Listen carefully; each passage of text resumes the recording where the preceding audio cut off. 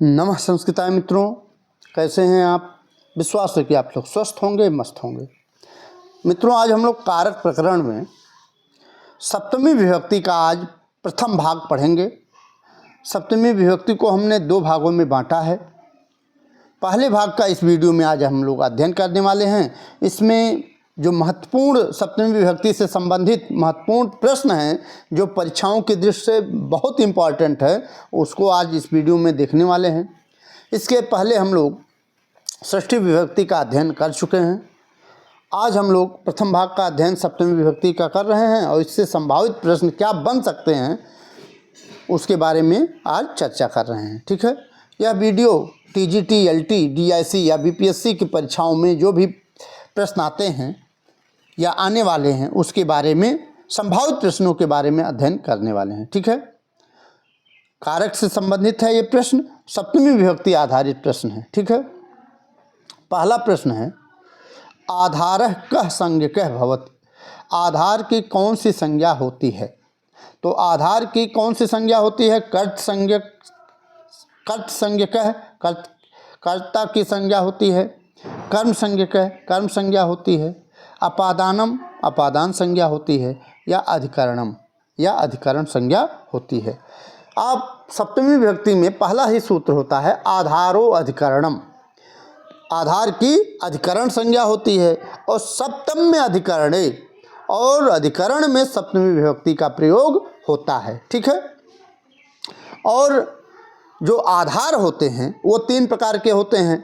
कौन कौन? औपश्लेषिक आधार, वैषयिक आधार और अभिव्यापक आधार। ये तीन प्रकार के आधार होते हैं। ठीक है, औपश्लेषिक आधार के उदाहरण कौन से? कटे आस्ते है। वैषयिक आधार के उदाहरण कौन से हैं? मोक्षे इच्छास्ति और व्याकरणे रुचि। ये दो उदाहरण महत्वपूर्ण है वैषयिक आधार के। और अभिव्यापक आधार के उदाहरण तिलेश तैलम। ठीक है, तिल में ही तेल व्याप्त है। ठीक है, और सर्वस्मिन आत्मा अस्ति। ये दो उदाहरण अव्यापक आधार के महत्वपूर्ण हैं। ठीक है, तो आइए देखते हैं। तो आधारः कः संज्ञकः भवति। तो आधार की कौन सी संज्ञा होती है? तो आधार की अधिकरण संज्ञा होती है। ठीक है, डी ऑप्शन आपका बिल्कुल राइट आंसर हो जाएगा। अधिकरण कारके विभक्तिर्भवति। अधिकरण कारक में विभक्ति होती है, सप्तमी होती है, तृतीया या षष्ठी या द्वितीया। तो आधारो अधिकरणम और सप्तम में अधिकरण है। अधिकरण कारक की सप्तमी विभक्ति होती है। कौन सी विभक्ति? सप्तमी विभक्ति। ठीक है, ए ऑप्शन बिल्कुल राइट आंसर हो जाएगा। क्रियायाः आधारः कथ्यते। तीसरा प्रश्न है, क्रियायाः आधारः कथ्यते। क्रिया का आधार कहलाता है संप्रदान कारकम, संप्रदान कारक, अधिकरण कारकम, अधिकरण कारक, अपादान कारकम, अपादान कारक, या करण कारकम, या करण कारक। तो क्रिया का आधार कौन सा होता है? अधिकरण कारक। ठीक है, आपका बी ऑप्शन बिल्कुल राइट आंसर हो जाएगा। चौथा प्रश्न है, मोक्षे इच्छा अस्ति। अस्मिन वाक्य, अस्मिन इस वाक्य में, कौन से वाक्य में? मोक्षे इच्छा अस्ति। ये वाक्य में मोक्ष इत पदस्य, मोक्ष इस पद में अधिकरण संज्ञा केन सूत्रेण भवति। अधिकरण संज्ञा किस सूत्र से हुई है? आधारो अधिकरणम से, सप्तम में अधिकरण च से, यस्य च भावेन भाव लक्षणम से, या षष्ठी चानादरे से। तो इसमें आधारो अधिकरणम, आधारो अधिकरणम, अधिकरण संज्ञा ये सूत्र से हुई है। ठीक है, किसमें? मोक्षे में। मोक्षे में सप्तमी है। ठीक है, तो ये ऑप्शन बिल्कुल राइट आंसर हो जाएगा। पांचवा प्रश्न है, अधिकरण कारकस्य चिन्हम भवति। प्रश्न बनाना सीखिए आप लोग। आज ये दे दिया अधिकरण कारकस्य चिन्हम भवति, तो यह भी पूछ सकता है कि संप्रदान कारकम चिन्हम भवति, या करण कारकम चिन्हम भवति, या अधिकरण, अधिकरण तो पूछ ही लिया है, कर्म कारकम चिन्हम भवति, इस तरह से पूछ सकता है। तो सबके आपको आने चाहिए। ठीक है, उत्तर। तो अधिकरण कारकस्य चिन्हम भवति, तो अधिकरण कारक का चिन्ह है, होता है, क्या होता है? का, के, की होता है। में पर होता है, के द्वारा होता है या को होता है। तो अधिकरण कारक का जो चिन्ह होता है में पर होता है। ठीक है, बी ऑप्शन बिल्कुल राइट आंसर हो जाएगा। ठीक, अच्छा ये अच्छी तरह से जान लीजिए कि कर्ता ने कर्म को करण से के द्वारा संप्रदान के लिए अपादान से अलग होने के अर्थ में, और संबंध का की के और अधिकरण में पे पर, और संबोधन हे भो अरे, संबोधन में प्रथम लगता है। ठीक है, तो ये चिन्ह है। ठीक है, कर्ता का चिन्ह ने, कर्म का चिन्ह को, करण का चिन्ह से के द्वारा, संप्रदान का चिन्ह के लिए, अपादान का से मतलब अलग होने के अर्थ में।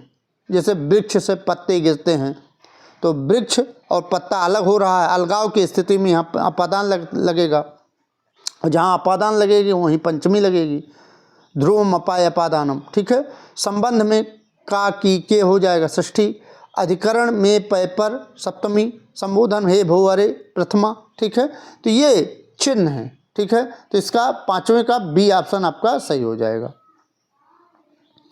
छठा प्रश्न है, सर्वस्मिन आत्मा अस्ति इत्यत्र कतमः आधार है। सर्वस्मिन आत्मा अस्ति, इसमें कौन सा आधार है? अभिव्यापक, अभिव्यापक आधार है, वैषयिक, वैषयिक आधार है, औपश्लेषिक, औपश्लेषिक आधार है, या उपरिक्तेश एकस्माधिकम, या इनमें से एक से अधिक आधार है। तो सर्वस्मिन आत्मा अस्ति, इसमें अभिव्यापक आधार है। ठीक है, ये आपका ए ऑप्शन सही हो जाएगा। और इसका अभिव्यापक आधार का एक और सुंदर सा उदाहरण कौन सा है? तिलेषु तैलम, तिलेषु तैलम, यह भी अभिव्यापक आधार का उदाहरण है। ठीक है, इसको नोट डाउन कर लीजिए कहीं। तो दो अभिव्यापक आधार के दो उदाहरण महत्वपूर्ण हैं। सर्वस्मिन आत्मा अस्ति, यह भी अभिव्यापक आधार का उदाहरण है, और तिलेषु तैलम, यह भी अभिव्यापक आधार का उदाहरण है। ठीक है, नेक्स्ट है अभिव्यापक आधारस उदाहरणम। अभिव्यापक आधार का उदाहरण है कटे आस्ते है, केशेष गृहीत है, तिलेषु तैलम है, या वने व्याघ्र है। मैंने बताया है अभी दो अभिव्यापक आधार के इम्पॉर्टेंट दो महत्वपूर्ण जो उदाहरण है उसके बारे में इसके पहले वाले प्रश्न में चर्चा किया है। तो कौन सा सही हो जाएगा? तिलेषु तैलम, तिलेषु तैलम, सी ऑप्शन बिल्कुल राइट आंसर हो जाएगा। मैंने बताया कि अभिव्यापक आधार का दो प्रसिद्ध उदाहरण है, कौन सा? तिलेषु तैलम और कौन सा? सर्वस्मिन आत्मा अस्ति। ये दो इम्पॉर्टेंट उदाहरण हैं किसके? अभिव्यापक आधार के। ठीक है, तिलेषु तैलम इत्यत्र कह आधार है। अब देखिए तिलेषु तैलम में कौन सा आधार है पूछ रहा है। तो जब आप अच्छी तरह से जान रहे हैं कि अभिव्यापक आधार के उदाहरण दो ही महत्वपूर्ण मैंने बताए, तिलेषु तैलम और सर्वस्मिन आत्मा अस्ति, तो हमको नहीं लगता कि ये इस प्रश्न में आपको समस्या होने वाली है। ठीक है, तिलेषु तैलम इत्र कौन सा आधार है? औपश्लेषिक, वैषयिक, अभिव्यापक या संयोग है। तो इसमें अभिव्यापक आधार है। ठीक है, घुमा करके प्रश्न पूछ रहा है। ठीक है, सी ऑप्शन बिल्कुल राइट आंसर हो जाएगा। फिर पूछ रहा है तिलेषु तैलम इत्यत्र कीदृशम अधिकरणम, किस प्रकार का अधिकरण है तिलेषु तैलम में? चूँकि तिलेष में सप्तमी लगी है तो अभिव्यापक, अभिव्यापकम, अधिव्यापकम, औपश्लेषिकम या वैषयिकम। तो यहाँ देखिए भ्रम में डालने के लिए अभिव्यापकम और अधिव्यापकम दोनों मिलते जुलते विकल्प दे दिए हैं। ठीक है, तो कौन सा सही हो जाएगा यहाँ? अभिव्यापकम। ठीक है, अभिव्यापक आधार। ठीक है, अभिव्यापक अधिकरण है। ठीक है, ए ऑप्शन बिल्कुल राइट आंसर हो जाएगा। 10वां प्रश्न है कटे आस्ते इत्यत्र, कटे आस्ते जो वाक्य है इसमें आधार डैश डैश डैश भवति, आधार होता है, वैषयिक है, अभिव्यापक है, औपश्लेषिक है या केवल है।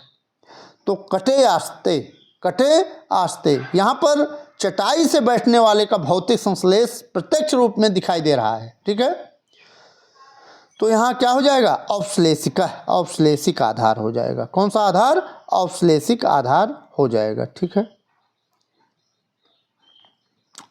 सी ऑप्शन बिल्कुल राइट आंसर हो जाएगा। मित्रों, अगर यह वीडियो आपको अच्छी लग रही है, प्रश्न अच्छे लग रहे हैं, तो आप इस वीडियो को लाइक कर सकते हैं, लाइक कर दीजिए मित्रों।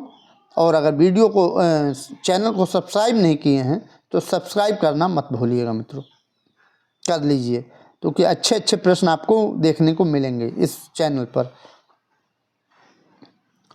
सह कटे आस्ते, वह चटाई पर आसन्न होता है। वाक्य प्रयुक्त है, वाक्य में प्रयुक्त आधार आधार है, आधार है। वैश्विक आधार, अवश्लेषिक आधार, अभिव्यापक आधार या मूलाधार। तो सह कटे आस्ते या कटे आस्ते इसमें आवे तो सीधे आंख मूंद करके आप औपश्लेषिक आधार लगा दीजिए। ठीक है, बी ऑप्शन इसका सही हो जाएगा। सर्वस्मिन आत्मा अस्ति, उदाहरण अस्मिन, इस उदाहरण में, किस उदाहरण में, सर्वस्मिन आत्मा अस्ति, कह आधार है, कौन सा आधार है? आधारो आधार है, अभिव्यापक है, वैश्विक है या औपश्लेषिक है? तो मैंने बताया सर्वस्मिन आत्मा अस्ति जो है और तिलेश तैलम, ये दो उदाहरण जो हैं ये किसके उदाहरण हैं? ये अभिव्यापक के उदाहरण हैं। ठीक है, आपका बी ऑप्शन बिल्कुल राइट आंसर हो जाएगा। 13वां प्रश्न है, देवदत्तस्य मोक्षे इच्छा अस्ति, अत्र मोक्ष पदे आधार है अस्ति। इसमें मोक्षे में सप्तमी लगी है तो वही पूछ रहा है, इसमें मोक्ष पद में आधार है, औपश्लेषिक है, अभिव्यापक है, वैश्विक या भाव लक्षण है। तो मोक्ष इच्छा अस्ति और व्याकरणे रुचि, ठीक है, ये दो जो महत्वपूर्ण उदाहरण हैं ये वैश्विक आधार हैं, अवैश्विक आधार हैं। ठीक है, वैश्विक आधार के उदाहरण हैं। ठीक है, कौन सा ऑप्शन सही हो जाएगा? सी ऑप्शन बिल्कुल राइट आंसर हो जाएगा। अभिव्यापक अधिकरण कारकस्य, अभिव्यापक अधिकरण कारक उदाहरणम किम का उदाहरण है या उदाहरण कौन सा है, किम कौन सा है? कटे आस्ते, मोक्षे इच्छा अस्ति या कांस्य पात्रे भुंगते या सर्वस्मिन आत्मा अस्ति। तो मैंने बताया है, अच्छी तरह से बताते चले आ रहे हैं कि अभिव्यापक आधार के दो ही उदाहरण पॉपुलर हैं, प्रसिद्ध हैं, तिलेश तैलम और सर्वस्मिन आत्मा अस्ति। ठीक है, तो ये आपका डी ऑप्शन बिल्कुल राइट आंसर हो जाएगा। ठीक, 15वां प्रश्न है, विद्यालय छात्राः पठन्ति, अत्र अधोरेखांकित पदे, जो विद्यालय में रेखांकित पद है, विद्यालय में सप्तमी लगी हुई है। ठीक है, किम कारकम प्रयुक्तम, कौन सा कारक प्रयुक्त है? संप्रदानम, संप्रदान कारक प्रयुक्त है, अधिकरणम, अधिकरण कारक प्रयुक्त है, कर्म कारक प्रयुक्त है या अपादानम, अपादान कारक प्रयुक्त है। तो इसमें विद्यालय छात्रा पठन्ति में जो विद्यालय के नीचे रेखांकित पद है इसमें अधिकरण कारक प्रयुक्त हुआ है। ठीक है, बी ऑप्शन आपका राइट आंसर हो जाएगा। 16वां प्रश्न है, अधिकरणे अभिव्यापक आधारस्य, अभिव्यापक आधारस्य उदाहरणम वर्तते। अधिकरण में अभिव्यापक आधार का उदाहरण है मोक्ष इच्छा, सत्सु तिष्ठस्सु, असंत असंत अस्तरन्ति या सर्वस्मिन आत्मा अस्ति या रामः कटे आस्ते। तो इसमें अभिव्यापक आधार पूछ रहा है, कौन सा आधार पूछ रहा है? अभिव्यापक आधार का उदाहरण पूछ रहा है। तो इसमें सर्वस्मिन आत्मा अस्ति, यही आपका अभिव्यापक आधार का उदाहरण है। सी ऑप्शन बिल्कुल राइट आंसर हो जाएगा। व्याकरणे रुचि, देखिए आ जा रहा है, बार बार आ रहा है, यही है प्रश्न, मैंने बताया है आपको। व्याकरणे रुचि इति वाक्ये कीदृश आधार है? व्याकरणे रुचि जो ये वाक्य है इसमें किस प्रकार का आधार है? अभिव्यापक आधार है, वैश्विक आधार है, औपश्लेषिक आधार है या एकाधिक विकल्पाः प्रयुक्ताः, या इनमें से एक से अधिक विकल्प प्रयुक्त है। तो व्याकरण रुचि में कौन सा आधार है? तो इसमें अभिव्यापक आधार है। ठीक है, कौन सा सही हो जाएगा? ए ऑप्शन बिल्कुल राइट आंसर हो जाएगा। नहीं सॉरी, ये देखिए अव्यापक नहीं होगा इसमें, इसमें वैश्विक आधार होगा। ठीक है, कौन? वैश्विक आधार। ठीक है, इसको थोड़ा सा क्षम्यताम, इसको देख लीजिएगा, बी ऑप्शन आपका सही हो जाएगा। ठीक है, यहाँ दे रहा व्याकरण रुचि है ना, तो व्याकरण रुचि और मोक्ष इच्छा अस्ति, ये दोनों पॉपुलर उदाहरण है किसके? वैश्विक आधार के। ठीक है, तो बी ऑप्शन बिल्कुल राइट आंसर हो जाएगा। फिर है मोक्ष इच्छा अस्ति, अत्र कह आधार है स्वीकृत है, इसमें कौन सा आधार स्वीकृत है? औपश्लेषिक है, समीपिक है, वैश्विक है या अभिव्यापक है? तो मैंने बार बार बता रहा हूँ कि जो वैश्विक आधार है यहाँ ये विकल्प सी सही हो जाएगा। और वैश्विक उदाहरण के दो एग्जाम्पल बहुत महत्वपूर्ण है, मोक्ष इच्छा अस्ति और व्याकरण रुचि, तो सी ऑप्शन बिल्कुल राइट आंसर हो जाएगा। ठीक है, स्थाल्याम पचति, अस्मिन वाक्य, इस वाक्य में स्थाली अस्ति, स्थाली क्या है? तो आपादान है, कर्म है, कारण है या अधिकरण है? तो स्थाली क्या है? अधिकरण है, इसमें सप्तमी लगी हुई है। ठीक है, डी ऑप्शन बिल्कुल राइट आंसर हो जाएगा। नेक्स्ट है सर्वस्मिन आत्मा अस्ति, वाक्य अस्मिन, इस वाक्य में सर्वस्मिन इत पदे किम कारकम, सर्वस्मिन जो है इसमें कौन सा कारक है? अधिकरणम, करण, कर्म या अपादान? तो आप जानते हैं कि अपादान में तो पंचमी लगती है, कर्म में द्वितीया लगती है, करण में तृतीया लगती है, और यहाँ सर्वस्मिन में सप्तमी है, और जहाँ सप्तमी होती है वहाँ आधारो अधिकरणम होगा। ठीक है, तो ये आपका ए ऑप्शन बिल्कुल राइट आंसर हो जाएगा, ए ऑप्शन राइट आंसर हो जाएगा। कटे आस्ते इत्यत्र उदाहरणे, कटे आस्ते इस उदाहरण में कटे इत्यत्र आधार है अस्ति, कटे में कौन सा आधार है? कटे में सप्तमी लगी है, तो औपश्लेषिक है, वैश्विक है, अभिव्यापक है या उपर्युक्तेश न कोअप, इनमें से कोई नहीं। तो जानते हैं कटे आस्ते में किसका उदाहरण है? औपश्लेषिक आधार का उदाहरण है। ठीक है, कटे में किस प्रकार का आधार है? औपश्लेषिक आधार है। ठीक है, ये ऑप्शन बिल्कुल सही हो जाएगा। ठीक, नेक्स्ट है वैश्विक आधारे सप्तमी विभक्ते उदाहरणम, वैश्विक उदाहर का सप्तमी विभक्ति में उदाहरण है कटे आस्ते, सर्वस्मिन आत्मा अस्ति, मोक्ष इच्छा अस्ति या दिवसे कार्यम करोति। तो वैश्विक आधार का उदाहरण मैंने दो उदाहरण बताए जो महत्वपूर्ण हैं, मोक्ष इच्छा अस्ति और व्याकरण रुचि। तो आपका सी ऑप्शन बिल्कुल राइट आंसर हो जाएंगे। ठीक है, ये प्रश्न आपको कैसे लगे ज़रूर बताइएगा। मित्रों, आज इतना ही, इसके बाद हम लोग भाग 2 लेकर के आपके सामने उपस्थित होंगे। अगर यह वीडियो आपको पसंद आया हो तो लाइक और सब्सक्राइब मित्रों ज़रूर कर दीजिएगा, और उन मित्रों तक भी ये वीडियो शेयर कर दीजिएगा ताकि हो सकता है उनके पास पढ़ने के लिए मटेरियल की व्यवस्था ना हो। ठीक है, तो यह शेयर ज़रूर कर दीजिएगा मित्रों। ठीक है, मिलते हैं अगली वीडियो में, तब तक के लिए नमः संस्कृताय, वंदे मातरम।